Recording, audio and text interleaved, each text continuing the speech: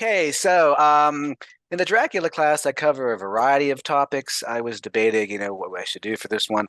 I gave a speech in DC this Tuesday that sort of covered everything, but um, I figured, why don't I shy away from modern media, generally speaking, today, other than the shirt I have on, and why don't I talk about like the origins of the vampire? Because people always ask me about stuff like, why is the vampire sexy? Was the vampire always sexy?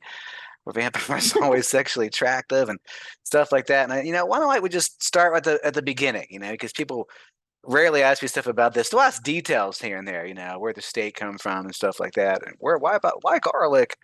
But why don't I just give you like a good overview of all that stuff? So I decided to do that with this little lecture I put together here. I call The Origins of the Vampire. This slide here is from a recent, well, fairly recent. I can't remember if this is 2022 or it may have been this year, 2023. A so-called vampire burial uncovered in Poland, meaning that whenever this body was put into the ground back in, I think it was 16th or 17th century, they thought it was a vampire, so they put this sickle at its throat, as you can see. That piece of metal there is actually sickle to make sure it doesn't come back from the grave and come out of the ground and kill people. I mean, obviously it worked, right? Look, it never moved. So, what's this kind of stuff about? Why do they do that? You might think, well, I never heard about that. I never seen a movie where they put a sickle in a vampire's throat when they put it in the ground. That sounds bizarre. So, what is the point of that? There's a lot of things like this you can find, but I'll try to give you a general overview of this sort of thing. Okay, so first off, whoops, let's see here. Oh, it looks like it's not gonna. Why is my thing? I have to get a pointer here and do this. So, first important thing to mention here is that the vampire that people know today is so the vampire in modern day media and films and stuff is generally speaking primarily derived from Slavic culture and Slavic folklore concerning this thing we call the vampire. And Slavic people, of course, all over the world today, but the original area they're in is what is today, most of Eastern Europe. Although there are some countries in Eastern Europe or what's called Central Europe sometimes that are not Slavic, like Hungary, for example, is not Slavic. Romania is not Slavic, but they are surrounded by Slavic countries like Ukraine, Serbia, Croatia, Poland. So here we have the Carpathian Mountains. And up here, this is essentially where the Slavic homeland was, meaning before the Slavic people branched off into all these different groups, like the Poles and the Serbs and stuff like that. They were one cultural group that settled around that region there, basically between modern day Poland and Ukraine, right above the Carpathians because the soil is very fertile there. So they were there for quite a while. And then eventually you get to what's called the first Slavic migration, which starts in roughly 476 AD, which is the same time period as the fall of the Western Roman Empire. So because of all the chaos of that, this is the best map I could find to illustrate this, but it's good. It's showing you how the Slavs went from that homeland there to spread out into various areas. And then this expansion is going to lead them over time to change into all these different cultural groups like the Macedonians and the Bulgarians and the Russians, et cetera, et cetera. So this map is showing you Slavic expansion that started roughly in 476 AD and lasted until about 700 AD, so up to about the 8th century. And you can see the arrows showing you where they expanded to, and then the red line on the left and roughly the middle of the screen, that's as far as they migrated up to that point. And they're going to move to other areas, but they largely stay within those regions that you see right there. So this, of course, is going to spread their folklore and their beliefs, and they're going to also be interacting with other people who are going to influence their beliefs in turn. And this is going to affect a variety of things. So because the Slavic people, unfortunately, didn't have a writing system originally, there's only so much that we know about their prehistory. Now, we've determined quite a bit by this modern day, but there are gaps there because the Slavic people didn't write anything down since they didn't have a writing system. They, of course, had spoken language, obviously, but they didn't have anything they wrote down. So we don't have any firsthand accounts really of what they thought about themselves, just what other people thought about them, like the Greeks and the Romans and other groups. So there is quite a bit, though, that we've gathered over the years. One of the most important things that relates to the vampire is what's called the Volkhov. This is just a modern day artistic depiction of what's supposed to be a Volkhov. So in Slavic religion, the original pagan religion, the Slavic pagan priest was called the Volkhov. And the reason they were called that, I don't know if any of you know any Slavic languages, but Volk in Slavic languages or Vilk in Polish means wolf. So basically, this would translate to something like wolf pelt or wolf skin or wolf man, like a werewolf, basically. And the reason they called this individual that is because they typically, it's not being shown in this picture here, but they typically wore the skin of a wolf that they would, they would go kill a wolf and then get its skin. And then by wearing the wolf's skin, they thought that they would get more of the powers of nature. So these were the special individuals in Slavic society that could deal with various spirits and evil things, including the vampire. So they were your primary religious figure in Slavic culture back in the day before Christianization, which happens at different times from 9th century up until the 10th century. Okay, so the Slavs actually have a it's very diverse and dense system of belief concerning various spirits of the forest and countryside and the home and stuff like that. Far too many to discuss in this little lecture here, but there are lots of interesting ones. These ones here I'm mentioning are specifically really from the Russian tradition, but the forest spirit, for example, was called get this out the screen here. The forest spirit was called the Lieshi. Les in Slavic languages means forest. So Lieshi there, who, as you can see, is sort of like made out of roots and tree limbs and has mushrooms for hair and steals your babies. By the way, if you're like, why does it have a baby? They steal your babies. So the Lieshi is creature of the forest. And then we also have what's called the Rusalka. It's kind of a female equivalent of the vampire in original belief. We don't know what the origins of the word are, and there's no way to really translate that into English. It's just Rusalka. I've seen this sometimes incorrectly translated as mermaid, like Little Mermaid, like the recent film that came out. But the difference here is that, if you watch The Little Mermaid, that recent Disney film or something like that, you don't think of Ariel as being deceased, but the Rusalka is actually something that's dead. It's not like a living thing. It's this horrible, creepy thing that looks like a beautiful young girl and lives in trees and sings and swims in the water and stuff like that. But it's not it's not like the Little Mermaid. I'm gonna the thing here. Okay, so there are lots of things like this. One of you needs to mute, by the way. There are lots of creatures like this in Slavic belief, and you may have noted that I said the Rusalka is kind of like a female equivalent of the vampire. You might think, well, hey, buddy, take a little offense to that. Why are you saying that women can't be vampires? Well, in original Slavic belief, only men could be vampires, not women. So the Rusalka was kind of like a sort of opposite of that, basically. But anyway, it's interesting, but we're not talking about that today. So Rusalka looks something like this: beautiful young girl in the water that will usually lure young men into the water with their beauty and then kill them. But we're going to talk about the vampire. So in the original Slavic belief, the vampire wasn't like Edward Cullen in Twilight. It wasn't like Dracula really either. Dracula is much closer to what it was, but it took on a variety of interesting forms, some very bizarre you probably have never heard of, but typical things you can hear about sort of today's. It could take the form of mist. In this Czech artist depiction here, you can see the vampire is like this misty sort of almost dog-faced looking thing with glowing eyes. Or this shadow creature roaming the streets of Bulgaria. This is what the Bulgarians call the obor. And it could look like this, like a shadow with glowing eyes, wandering the streets at night, kind of like a banshee. But in most cases, if you read actual Slavic folktales about vampires, this is from a Russian and Ukrainian one here called The Soldier and the Vampire, otherwise known as the Cossack and the Vampire. The vampire is right there. And as you can see, basically from looking at him, they usually take the form of a sort of like creepy old wizard or sorcerer or warlock. They go under various names. In Russian, the word is koldun. And unlike the witch in Slavic culture, which can actually be a good thing, unlike Western European folklore concerning witches, the koldun was generally speaking bad. So usually these guys were always bad. They did bad things in life. They practiced bad magic. They cast curses and stuff like that. So here we see this creepy guy that's sitting in a cemetery, and then the soldier, the Cossack in the red there, he's going to question him and ask him what the heck's going on. So they usually look like this, which is actually very close to what Dracula looks like in the novel. The actual Dracula in the novel, if you've read the book, he's depicted not in an erotic way or as a sexually attractive character. He's basically a creepy old pedophile. There's no other way to say it.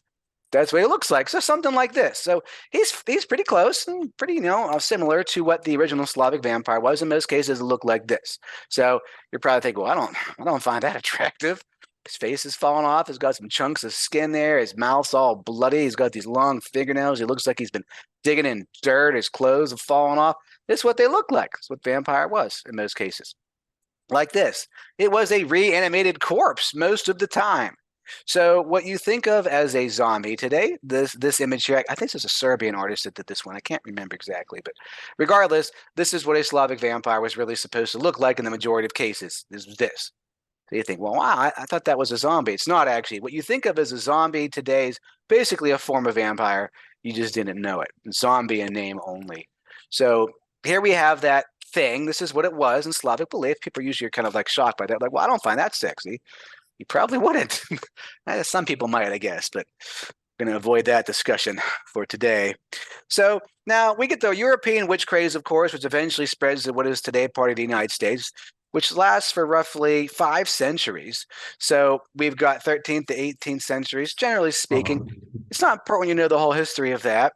But in Western Europe, you had this hysteria surrounding witches, and the stressors or the problems in society and the world that led to this to happen were pretty much identical to what's going to happen with the vampire for one of the biggest moments for the vampire in history. It's what's called the vampire epidemic of the 18th century. Meeting controls out of here, sorry. Vampire epidemic of the 18th century, otherwise known as the Great Vampire Epidemic, because it wasn't the first, but it was the biggest, so to speak. And here we see an artistic depiction of a moment during the vampire epidemic where they have dug up a so-called vampire in the grave and they've staked him, and you can see they're shooting him with a gun too. You're like, huh, they could shoot them. But okay, so he's shooting him, and they also have a stake in his chest there. It's not in his heart, if you notice. It's more like towards his stomach area, but there it is. So the Great Vampire Epidemic was the biggest example of vampire hysteria in Eastern European history. There may be some that predate it that just aren't recorded, that's possible. But based on what we know, this is the biggest one in the 18th century. Starts in Serbia and then begins to spread outwards into other parts of Eastern Europe. So basically what happened here, similar to the witch craze in Western Europe, is hysteria surrounding vampires began to spread. People believe vampires were all over the place, so they're digging up hundreds of bodies, potentially maybe even thousands, to find signs of vampirism so they could stop all these so-called vampire attacks and, wondering why people were dying and stuff like that, chopping off their heads and staking them and shooting them and burning them and all these different things. And the important thing about the Great Vampire Epidemic is not only does this help folklore about vampires to spread really finally into Western European folklore, because it didn't really exist before this. When this happens, this is why the vampire eventually becomes the popular culture phenomenon that is today, or at least one of the big reasons, I should say. Without this, arguably, I wouldn't be sitting here talking to you right now. There'd be no class called Dracula. There'd be no novel called Dracula. Bram Stoker would have never thought about writing a novel about a vampire. It would have never happened. This is really what's important for the vampire coming into Western European consciousness with the vampire epidemic. This is a brief timeline of how it all goes down. I'm just going to go through this briefly, but we have these important dates here. Essentially, it starts in 1725 with the death of Peter Blagojevich. You're like, man, that's a mouthful. What is that name? Well, it's Serbian name, Petar Blagojevich, actually. There you see it in Latin-based alphabet and also in Cyrillic. Petar Blagojevich is the name of this guy. He was a Serbian farmer who died in an older age. You might think, well, okay, who cares? Well, in Slavic belief, this is an unclean death, they would call it. Now, what the heck does that mean, unclean? It means there's something wrong with what just happened. Unclean doesn't mean necessarily dirty, although it can, like literally dirty. It means something's wrong with this. And so what happened here is, oops, people in the waiting room there. What happened here is he died mysteriously. This is why it was unclean. So what's that mean, he died mysteriously? Well, he probably had something like an aneurysm or a stroke or a heart attack, and they don't have the medical knowledge at the time to understand really what any of that is. So in Slavic belief, whenever someone dies, it was believed, and still is believed in certain regions, that you should show some signs that death is imminent. You should be older, first off, and you should show signs that death is imminent, some sort of lingering illness or signs that, mental decay or something like that. And he had no signs of anything. He just died one day. So again, it was probably something pretty typical, actually, like a stroke or a heart attack or something like that. But whatever it was, they thought it was unclean because he didn't have signs that there was anything wrong with him. So after that, people began to claim, roughly a month or so after he's dead and buried, that Petar Blagojevich was coming back from the grave. And he was visiting people at night and strangling them and suffocating them. People started to die. And his wife claimed, oh, yeah, he came back asking for his shoes one night. You might think, shoes?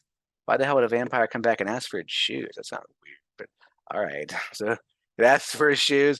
Another night he came back and asked for some food, and his son gave him the food. And then the next night he came back asking for more food. And that's typical Slavic belief, by the way. And then the son said no, and the son died. So villagers were angry, and they dug up Petar Blagojevich's corpse, and they find so-called signs of vampirism, things that they would look for to determine if a dead body was actually a vampire now. His hair and his fingernails had grown longer. he had this so-called new skin. He didn't smell like death, some people said. And so upon seeing this, they realized he was a vampire. They got angry and they staked him. And then blood came spewing out of his nose and his ears and his mouth, kind of like bleh. And people were like, "Oh man, he was really drinking some blood there. Look at that." And that appeared to end the vampire attacks. But the story spread throughout Serbia after they burned Peter Blagojevich, as this image is essentially showing you here. So they burned the corpse. And then the story spreading through Serbia. We got a vampire here. If there's one, there's going to be more. And sure enough, within about a year, there is the death of a guy named Arnold Powell. What the heck does that mean? Arnold Powell. People often think in English that was his name. First name Arnold, last name Powell. Wrong. His name is actually Arnold Pavlia, which looks like Arnold Powell, but not what it actually means. Arnold Pavlia means Paul the Albanian. He was an Albanian, ethnic Albanian, living in Serbia. And his name was Paul, meaning we don't know what his last name was. They called him Paul the Albanian because he was Albanian. So Pavlia, Paul, was helping the Serbian army fight against the Ottoman Turks in the south. And he claimed whenever he came back from battle, he actually encountered a vampire in his travels, and he fought it to the death. And after he beat the vampire, to make sure the vampire wouldn't curse him with vampirism, he ate some of the vampire's grave soil and then drank some of the vampire's blood, he claimed, the story he told his wife. You might think, well, that sounds like a bad idea. Dracula turns people into vampires in the novel by giving them his blood. So why in the world would you want to drink vampire blood? Well, notice he did two things. He drank vampire blood, he claimed, and he ate the vampire's grave soil. So, all right, well, that sounds doubly bad. Well, in Slavic folklore, this is called doubling. If you do two bad things, it eliminates the one bad thing that may have cursed you. So it actually makes sense. But he was concerned that something might happen to him. So eventually, he dies in a tragic farming accident. We're not sure exactly what happened to him, but he apparently fell off of a carriage, and he was almost dead, but survived for about 2 to 3 days after that. We don't know what happened. Maybe it was some sort of internal decapitation, you could call it. Maybe a severe concussion. Maybe his spine was broke. It's hard to say, but whatever it was, this causes him to slowly die. And then this is an unclean death because, one, he's younger. And two, he dies in an accident, which is not considered normal in Slavic belief. So sure enough, even though they think that this might be a problem, they bury him. And within about 4 weeks, he's supposedly coming back from the grave again, appearing as a shadow and attacking cows. Cows were getting sick. He was drinking the blood of cows. He was attacking all these different people, and 13 people would die eventually because of these so-called vampire attacks. You can see the so-called vampire here with glowing red eyes looking into a window. And so people were like, oh, crap, we got another one. So they dig him up, and they find the same sort of signs of vampirism they found in Petar Blagojevich's case, except in this case, Arnold Pavla was actually floating in a pool of blood. And they were like, holy crap, this guy's really been drinking. We got to put an end to him. So this artistic depiction here is showing you what they supposedly did. They took some sort of large spear or pike, something like that, and they rammed it into his chest, they could see her, so they put it in there, poof. And then according to sources, he actually released an audible groan when they did this. So they ran that big thing in there, and he goes, or something like that. And they were like, oh, man. And all this blood comes spurting out of his chest. And they're like, woof, good thing we killed that guy. He was drinking a lot of blood. Man, that was bad. Now, notice in the background, we have these soldiers with some bayonets on their rifles. Well, they don't look Serbian at all. They are from Austria and Germany. Regions like that is where they're coming from. And the important thing here is that these people you see in the background there, well, they're seeing all this stuff. They're like, what are these people doing? Why the hell are they're digging up the dead? And so they start talking to them. Well, what else all the stuff you're doing? Why are you burying them with chunks of iron or putting chunks of iron in their mouth? Why are you putting sickles on their throats? Why are you putting rocks in their mouth and smashing their face in? What are you doing? Why are you chopping them into pieces and scattering them around like almost like a puzzle? Like, what is the point of all this? And he said, well, you don't know what this is. It's called the vampire. And they're like, what's a vampire? So they start to talk about it. And so what happens is these soldiers bring these stories back to Western Europe. They're like, oh my God, there's a freaking thing over there. They call it the vampire, So some soldier comes home from his travels and seeing this stuff. In Serbia, he comes home, kids are like, Daddy, what'd you see in Serbia? Well, I got you some cool stuff here. Here's a little doll, all right, take that over there. And let me tell you something else. Sit down now. They got this thing over there. It's called the vampire. Daddy, what's a vampire? Oh, you're going to want to hear this. So these stories start to spread. The word vampire has now officially entered Western European languages for the first time in recorded history. Some people have argued it occurred earlier, but all the sources that claim that, and I checked them out, there's no proof it ever happened. This is when it actually starts. So these various tracts, small little books and pamphlets are published throughout Western Europe, starting in Austria and Germany, because these are the people that saw this stuff in Serbia at first and then brought it back. So in 1726 is when the word vampire entered Western European languages via German as der Vampir. So they're talking about der Vampir. And now academia is like, now wait a minute. Is this possible? By 1734, the vampire has basically gone viral, so to speak, and the word vampire has entered the English language for the first time that we know of, 1734. So if you look at 1726, 1734, took it about 8 years to spread, which is actually quite rapid if you look at other things like how bronze, for example, spread out of Asia into Western Europe during the Bronze Age. It took like 1,000 years. This spread in like 8 years. And, travel wasn't too different in certain respects. They had ships and stuff now, but this is moved pretty quickly, actually. So we got the word vampire. Now everyone's talking about it. Academia wants to know, holy crap, is this possible? It's a logical fallacy. It's called argumentum ad populum in Latin. Basically, it means that if a lot of people believe in something, well, it must be true, right? People believe in lots of stuff all the time, and it doesn't make it true. Just because a lot of people believe in something doesn't mean it's true. In fact, probably false sometimes. In this case, definitely false. The dead can't come back from the grave like this, but now everybody's talking about it, and the argument is, well, if all these people believe in it, and they're digging up all these bodies and doing all this strange stuff, there must be some validity to this. There's got to be something out there. So the church is concerned because the witch craze is over, and based on Slavic belief and folklore, if that gets into Western Europe, they have potentially thousands upon thousands of unclean deaths that can now be determined to be vampires and will be dug up, and they'll have new hysteria hitting Western Europe. And they don't want that. So the church has this guy, this Benedictine monk named Dom Augustin Calmet. They send him to Eastern Europe. They're like, Calmet, you are known for your critical interpretations of the Bible. You're a smart guy. Figure out what the hell these people were doing and get back to us with the reasons for why this is impossible. So Calmet goes there. He sees all this crazy stuff. He's like, man, it's nuts. And then you get published here this very famous book he does about vampires and other things. If you can read any of that, it mentions revenants on there. And it took in Hungary, Moravia, etc., these different regions of Eastern Europe. Hungary still exists. Moravia is part of what is today Slovakia, essentially.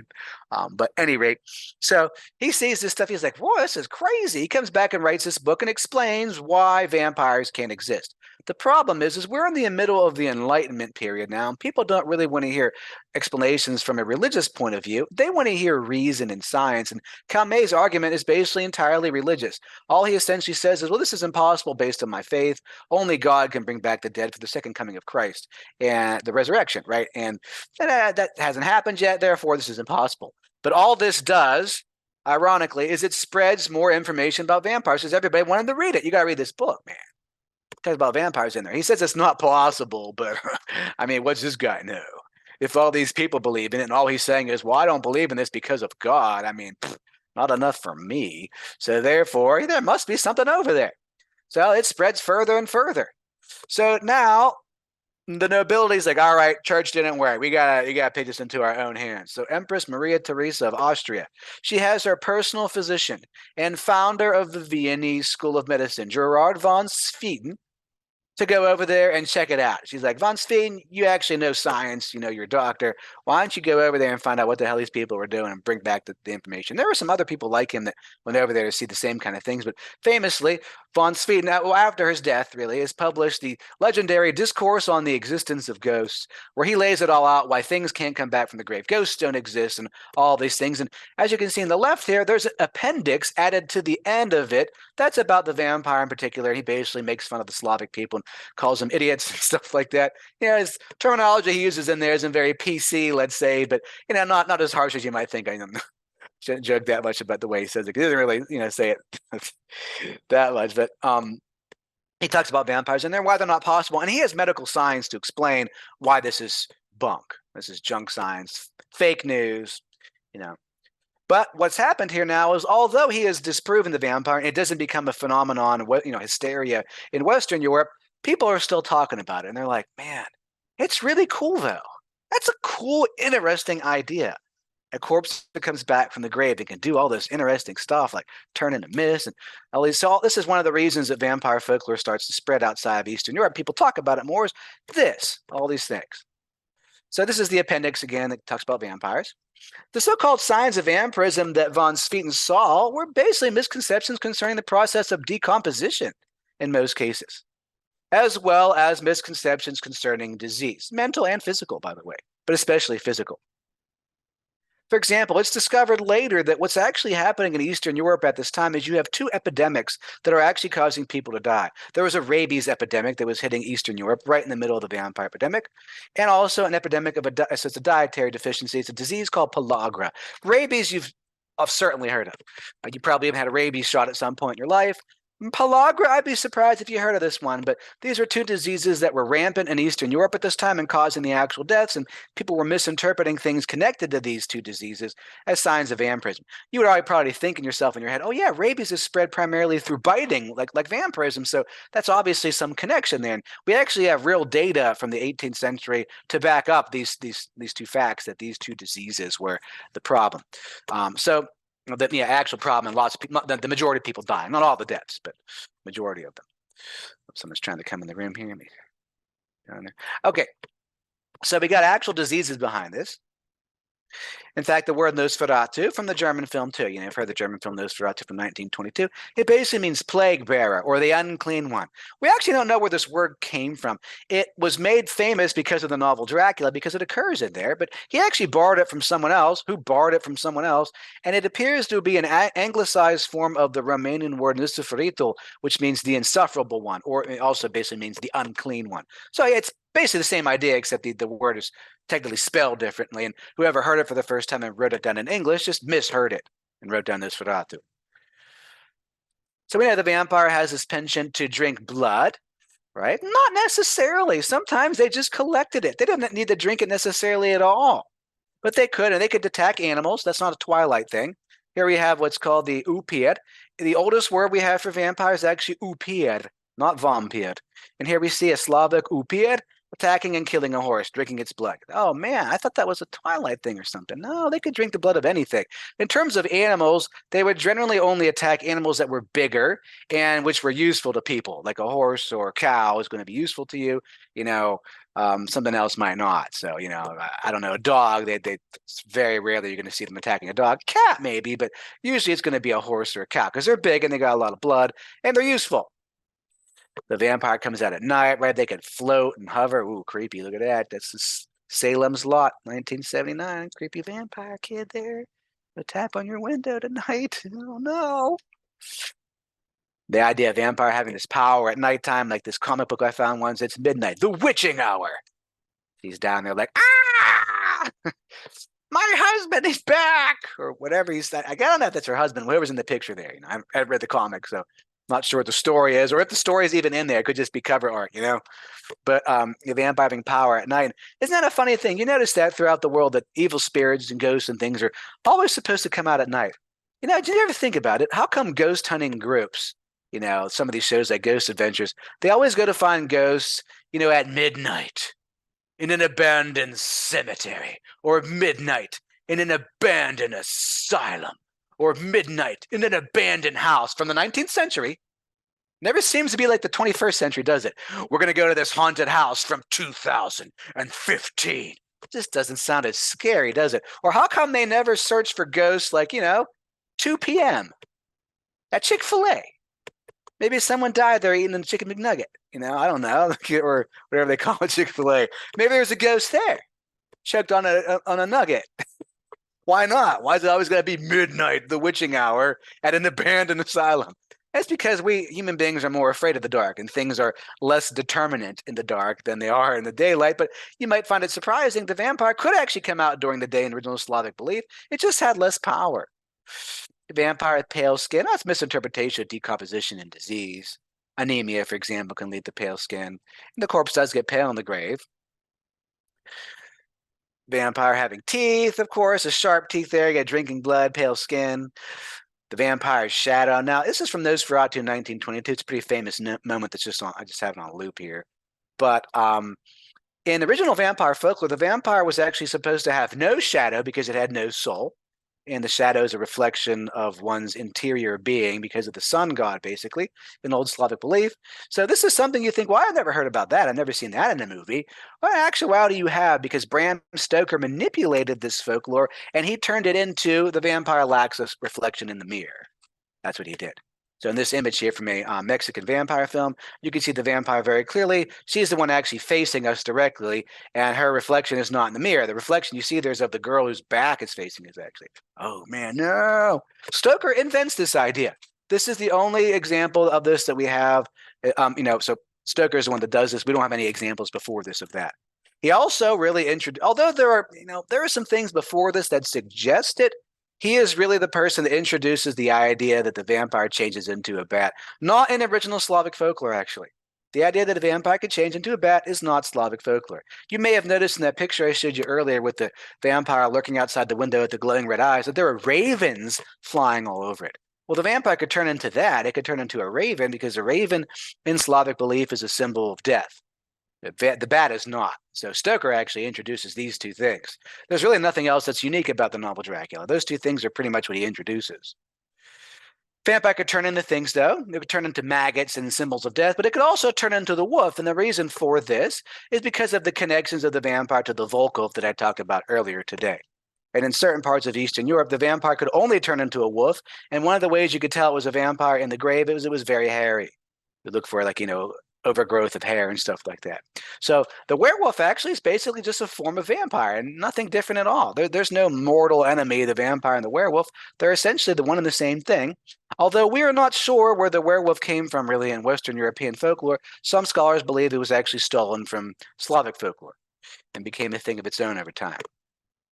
So the two teeth of the vampire, here we see the 1992 version of Bram Stoker's Dracula, famous Francis Ford Coppola film. This is what you're used to seeing today. The vampire has two teeth like this.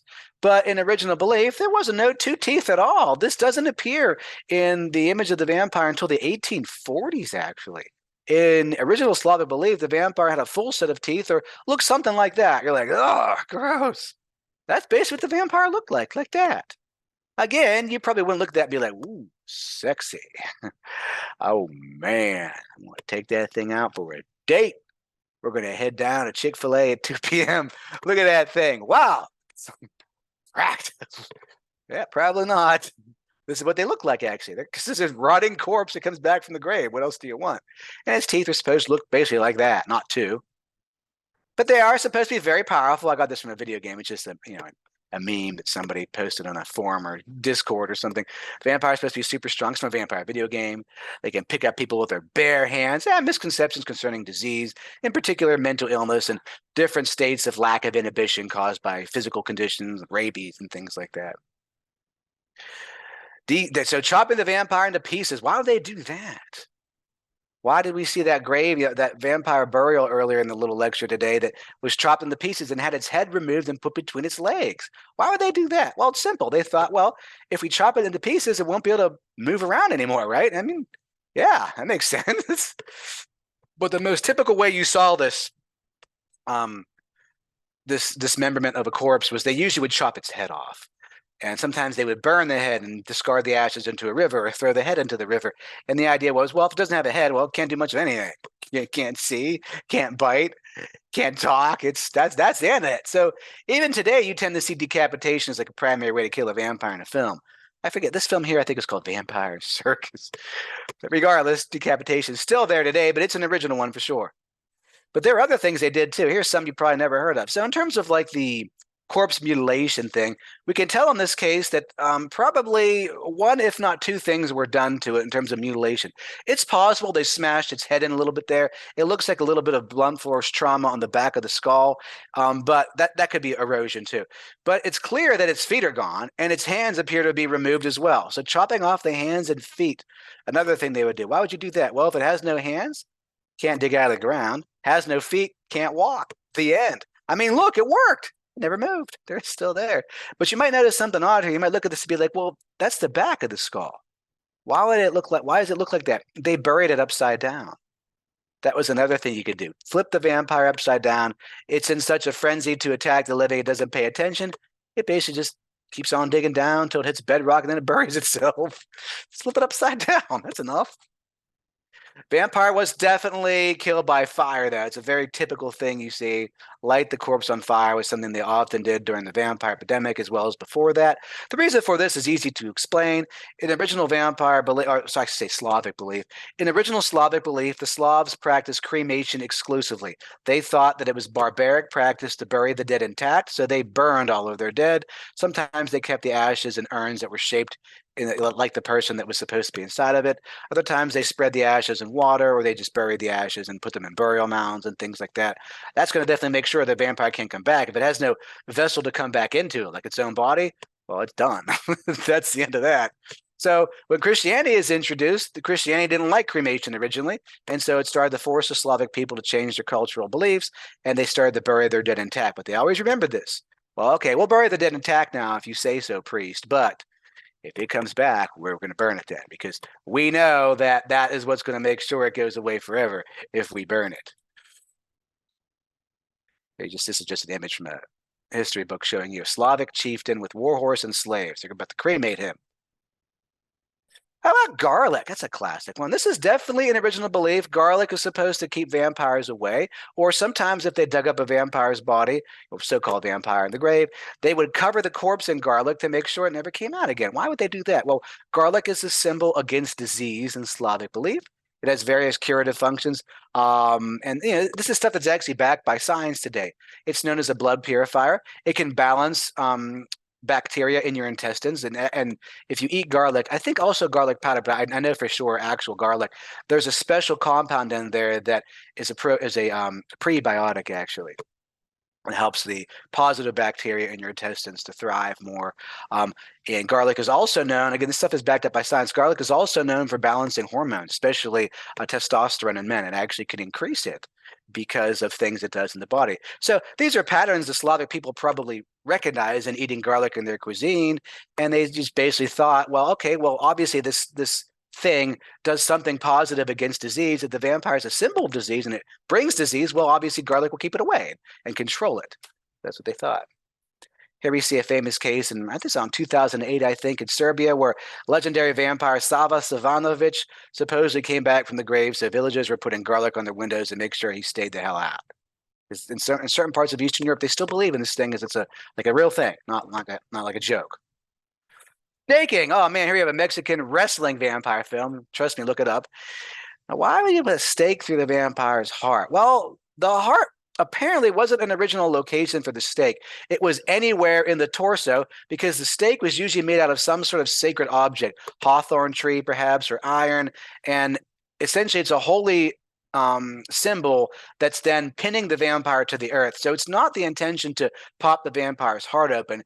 It's to put it through the vampire's torso to basically pin it to the earth so it can't come out again. And then for some reason, probably misinterpretations of decomposition and the bloating of the body and the expulsion of blood, because they're not bleeding these bodies when they bury them.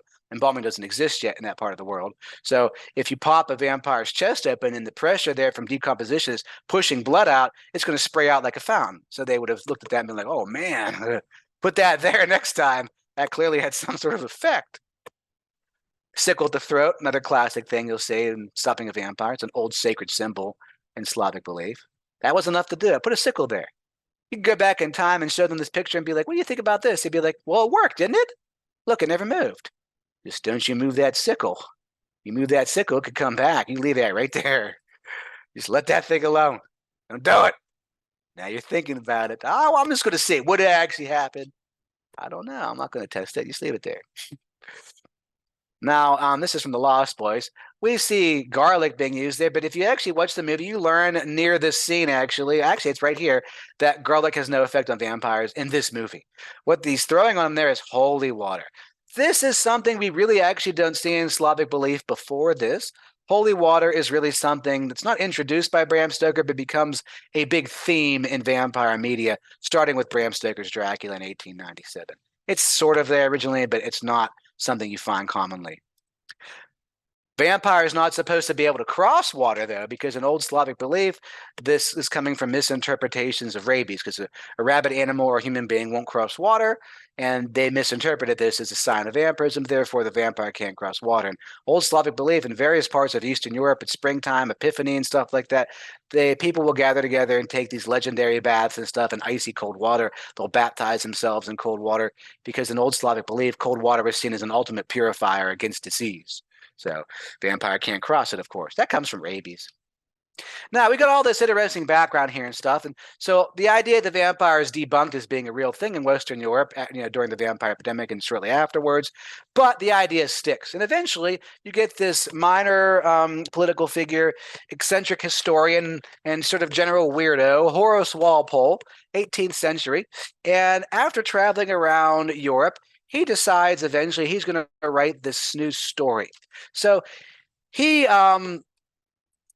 gets control of his family's estate in 1749. He renames it Strawberry Hill, and eventually he has it designed to look like this interesting combination of various components of Gothic architecture.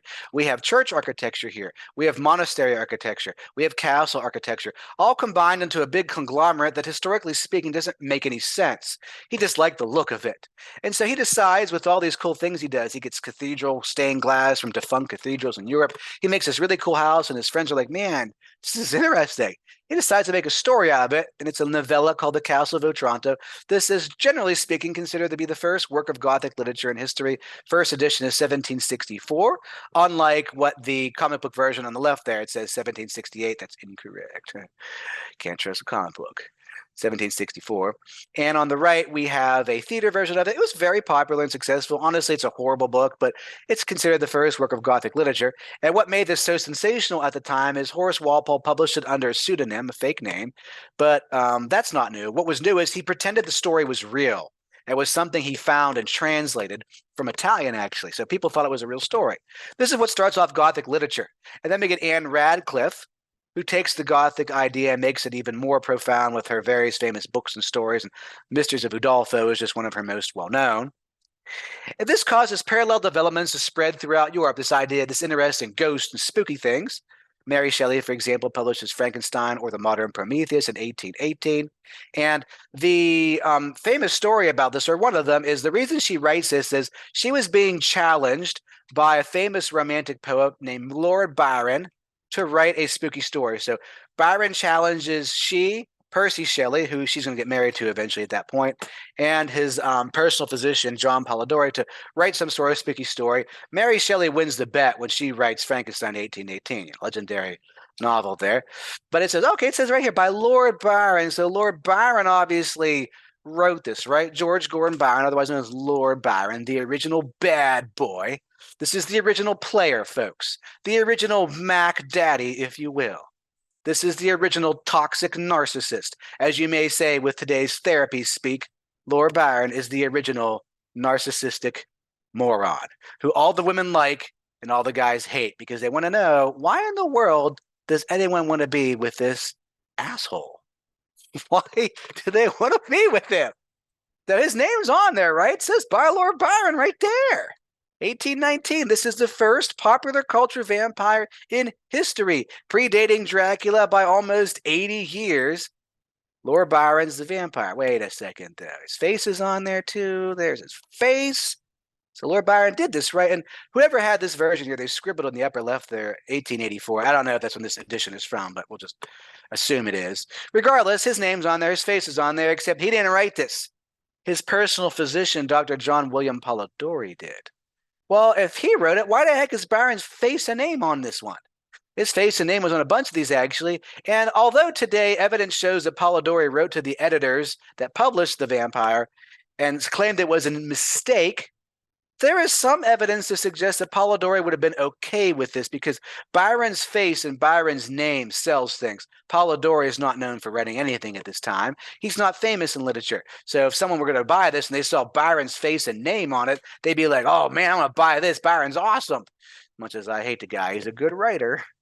Polidori's name is not known. So he may have actually had a hand in this, but we've never proven that. The proof we have suggests from his own letters that it was actually a mistake on the part of the editor. Regardless, this is the actual guy that writes the vampire. This is the first popular culture vampire in history, and he's called not Dracula or something like that because Polidori hated Lord Byron so much. He wanted to basically symbolize the guy and all of the evil that he spread and all the women he ruined and stuff like that. This toxic narcissist. God, I hate him. He wanted to change him into something monstrous. So he did it through the character we call Lord Riven. It's pronounced Riven, not Ruthven. Lord Riven becomes a household name. The Vampire is published in 1819, extremely popular. And Lord Riven is basically as popular at that time as Dracula's name is today. Lord Riven is the name of the vampire from 1819 until about the mid to late 1830s. He's a form of what you call the Byronic hero, named after Lord Byron. A Byronic hero is an ironic term. Byronic hero in literature, you can find it all throughout the 19th century, is a usually educated member of high society, a guy who's sometimes a little younger, although Lord Riven, as you can see here, is basically this sort of older guy with a gray eye. And for some reason, all the ladies like him and they die around him for some reason.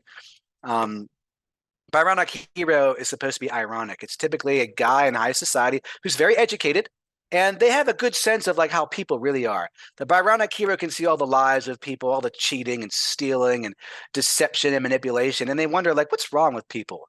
Why can't they just be honest?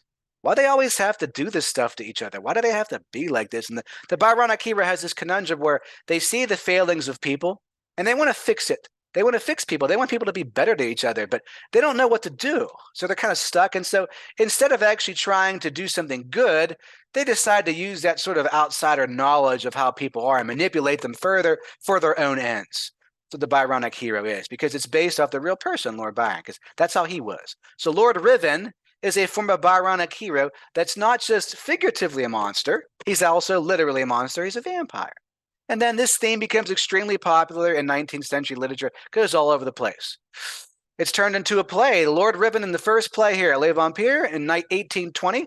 It's, Lord Riven appears as a vampire character in here, but the plot really has nothing to do with the original novella. And these plays become extremely popular. There are over 30 Lord Riven plays from 1820 up until the 1880s. And it first appears in English under this name, usually called The Vampire, or The Vampire, The Bride of the Owls, or just The Bride of the Owls, and so forth. So James Robinson Planche just takes the French version and he edits it somewhat, and then it becomes this big success in England and stuff, in Ireland. Here, for example, you can see the book you would buy at the merch table, so to speak, at the theater. It says right there at the bottom, Theatre Royal in Dublin. Well, Stoker actually went to that theater all the time. He probably saw some form of this play whenever he was younger. He just never, wrote anything down to verify that, but he most certainly did. So this is how the vampire starts to enter Western European culture and become a thing of popular culture fandom. And eventually these little roots here coming from original Slavic folklore, this is what leads us to what we have today. This is how it really starts, 19th century literature, assimilating and appropriating all that older stuff and turning it into this new form of this first popular culture vampire, this Byronic hero, Lord Riven. That's how it all goes down. Popular plays that come after this. Again, there's tons of these, over 30. And this is what also introduces the cape idea. They would use that cape you see on the right there as part of the way to have the vampire appear and disappear on the stage. The special effect is referred to as the vampire trap. And Stoker clearly knew about this because he mentions it in one of his books, which means he most certainly saw one of these plays at some point in his life before he even started to write Dracula, which happens in 1890. Okay, so that's the end of the presentation here. Let me stop the screen share there, and I'll go back to the Zoom. Okay. All right, so good timing. That's about what I expected that would be. So I guess we'll open to questions now, and we had intended on doing that through chat. So I'll move the chat up here. Oh, we have any questions yet? So question time. One second.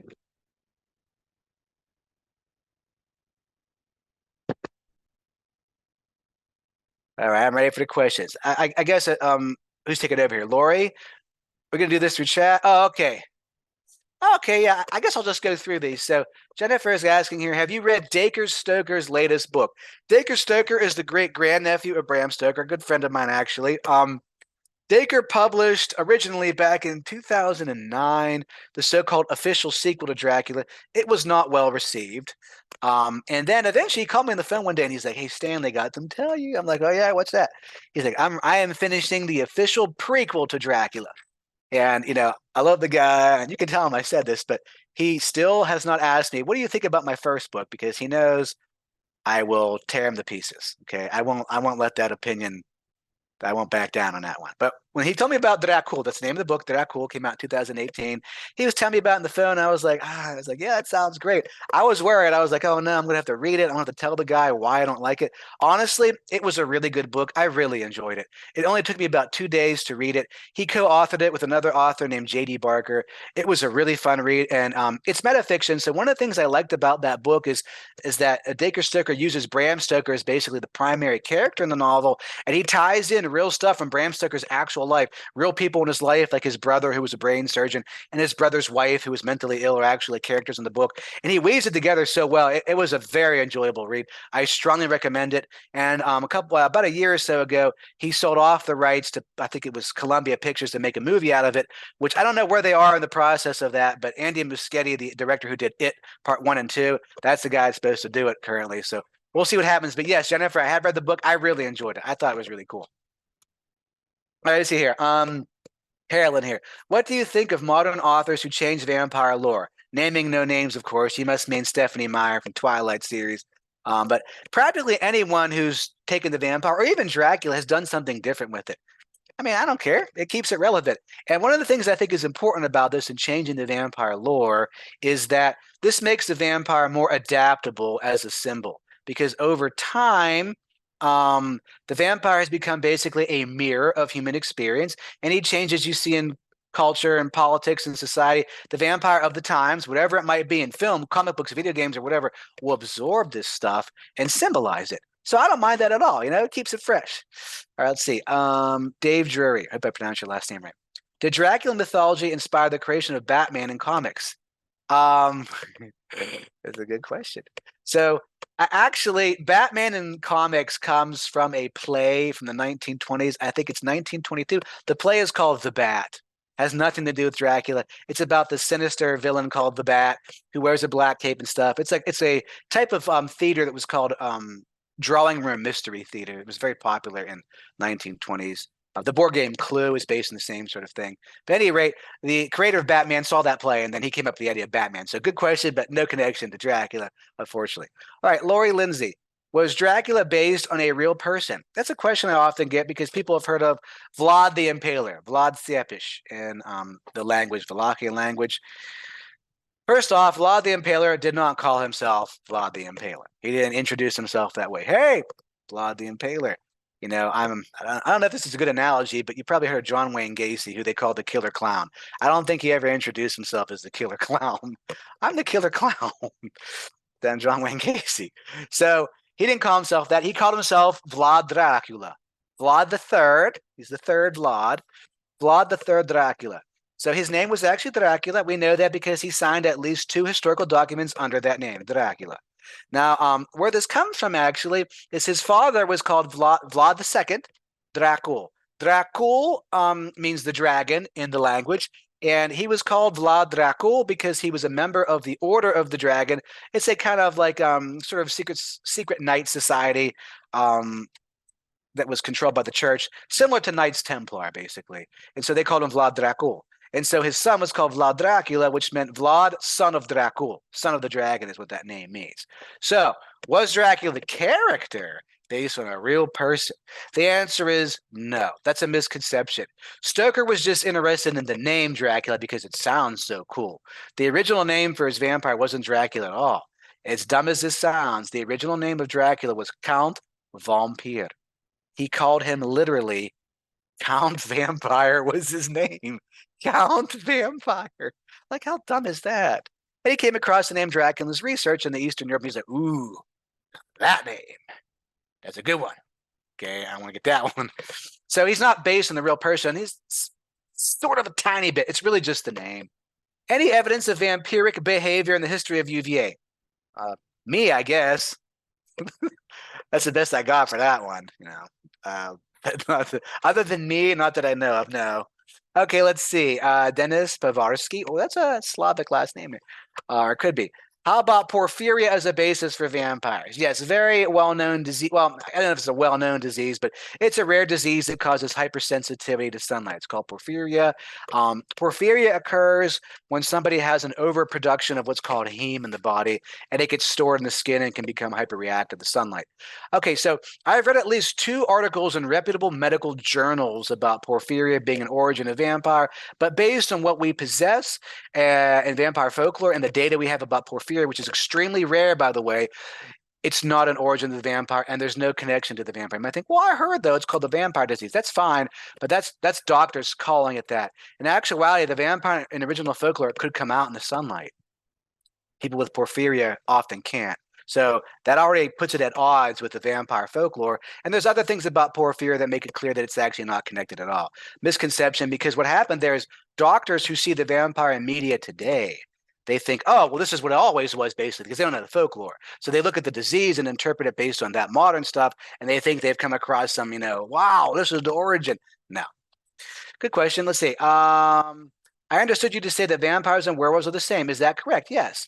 So in original Slavic belief, the vampire could turn into a wolf. There's no idea of a werewolf in Slavic belief. What you have is, so in Russian it's called the oborotin. It means basically skin shifter, or the skin turner, the turn skin, something that can change into something else. Could be a wolf, could be anything. And the vampire would change into the wolf specifically because that is linked to the old Slavic pagan priest called the Volkov that wore the skin of a wolf. So in certain areas, for some reason, the image was retained from that Volkov image as a creature that would only turn into a wolf. And then somehow that idea may have been, it's never been proven yet, that the idea may have been stolen from Eastern Europe and became this separate thing in Western European folklore. Okay, Carolyn Mead. Favorite vampire novel at our house is The Historian. But yeah, The Historian, this is a novel so many students have recommended to me. I know a little bit about it, just haven't gotten around to it yet. I'm currently reading through the Vampire the Masquerade novels, and there's like 50 of those. I don't know why I did it to myself, because they're not very good. But someday I'll get to this. But I definitely have, that's been recommended to me by a number of people. Okay, was there ever a vampire scare in the US or Canada? Yes, to both. So in the United States, we had some vampire panics that occurred in New England, especially in Rhode Island. There was some in the 19th century, in fact, that Bram Stoker researched as part of his research for the novel Dracula. One of the individuals that was a victim of this vampire scare is named Mercy Brown, a young girl who was supposed to be coming back from the dead and feeding off of her relatives, and they dug up her body and stuff like that. In certain cases, they were taking their dead relatives' hearts and eating them in soup and stuff like that. It was an interesting case. So the vampire hysteria in New England most likely occurred because of Slavic immigrants that were there, and tuberculosis hit that region, and people wanted to know what was happening, so they started to get a little crazy. And then some local Slavs were like, "Hey, I think I know what's going on here. We call that the vampire. What's that? Well, let me tell you about this." So we had that in United States. In Canada, there were also some examples of vampire burials being done, in particular in a part of Ontario called Wilno, or in Polish it's actually pronounced Vilno. Some Slavs had migrated there. I forget when they did. Maybe mid-19th century. I have to check on that. They're called the Kashubs. They're basically a form of Pole, sort of Polish. And they brought this vampire belief with them. And so it shows you how important it was that they were doing vampire burials and chopping heads off and stuff in Canada. So yeah. Okay, so someone else mentioned The Historian. My son took the vampire course in 2003. Wow. So that was before I taught it. Now, the Dracula course that's taught today by me is completely different. The professor's name is Dr. Jan Perkowski. He's still alive. He's currently in a home because he has various health problems. I mean, he's mentally very with it, but his physical health is pretty bad currently. Reminds me, I really need to get in touch with him and just visit him. But yeah, 2003, he was teaching it, and that's before I even came to UVA. So whenever he retired, 2007, I took over the course. I kept the name Dracula, but everything else is entirely different. Yeah, he's still around. Okay, any other questions? We have any other questions from anybody? I'll talk vampires all the time, folks. I don't care. I got extra time here. Go ahead. Hit me. What do you got? Okay, I don't see any other questions. So I guess, oh, Favorite vampire movie? This is something that somebody asked me on Tuesday. You would think after being asked this question probably a million billion times that I have an answer to it. And I still don't. I don't know. My favorite movie is John Carpenter's The Thing, which is not a vampire movie, sorry. But vampire movie, I mean, The Thing's kind of vampire-like, No, that's not a good answer. Okay, damn it. Everyone always asks me this. You know, You'll have to okay, come up with something.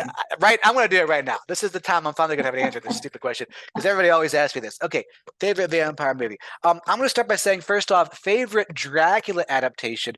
I would say has got to be Francis Ford Coppola's 1992 version. It's different than the book in some ways for certain, but it definitely captures like a general feel of the novel and how it works. It's really enjoyable. So there's that one. Okay, but favorite vampire movie that I wouldn't mind watching again and again. I'm gonna have to go with an anime series on that one. Okay, it's an anime series called Hellsing. We'll go with that. Okay, that's a good one.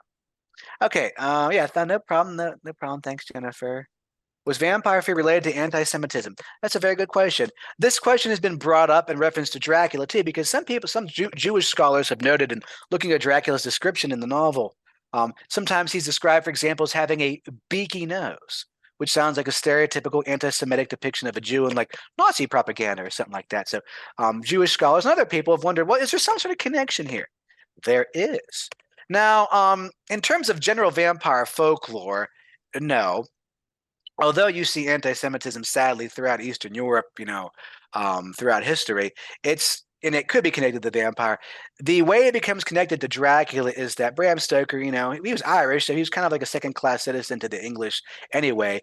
But like a lot of, fortunately, of white Europeans and Brits and the Irish and stuff like that, he was pretty racist by today's standards. So you can find elements of racism essentially in a number of his works, and he has a negative depiction of a Jewish character in one of his other novels. So there's already that tendency there to look at people that aren't, white basically, and aren't of a specific ethnicity or close to it at least as being bad. And certain books he used for research for Dracula, actually some of the data he got from those and the creation of Dracula as a character have stereotypes about Jewish people in there. Stereotypes about how they live and what they do and how they look like. And he most certainly was inspired by that in some way. This doesn't mean Dracula is entirely anti-Semitic. It means parts of him are. Okay, and then Mary says, thank you. And so does Dennis. Yeah, no problem. Thank you for sitting down here with me today, wherever you're at. I'm still thinking about that movie question. Helsing is not a sufficient answer to that. This guy, I got to give you something. Because Helsing's probably going to be too extreme for most of you, I have to admit. I'll think here as Lori does some closing thoughts, maybe, unless there are any other questions. Okay. Well, Stan, this was fabulous. I mean, it really was enjoyable. I learned a lot. I'm sure everybody did. Yeah. And we really appreciate your amazing knowledge of this topic. I mean, it's just fabulous. So Sure. Thanks a lot. I hope you. For everybody, it was a great talk. So we thank you for your time and taking the time out of your day. And I think I might have to change my Halloween costume now. Oh, well, I don't want to bum you out. I personally am not going as a vampire this Halloween. My wife is. I'm going as a character from the movie Motel Hell called Farmer Vincent, and I have a fake pig's head on my head and a chainsaw. Okay, so it's not very vampire, but it's scary. It's definitely scary. Yeah, no, that sounds good. Good, very good. Well, thank you very much. And does anyone Thanks, else have Michael. any other questions before we sign off? And by the way, real quick, if anyone does have any questions later they think of, just feel free to email me. You can find my email easily on, UVA website and stuff. So thanks so much, Stan. We really appreciate your time.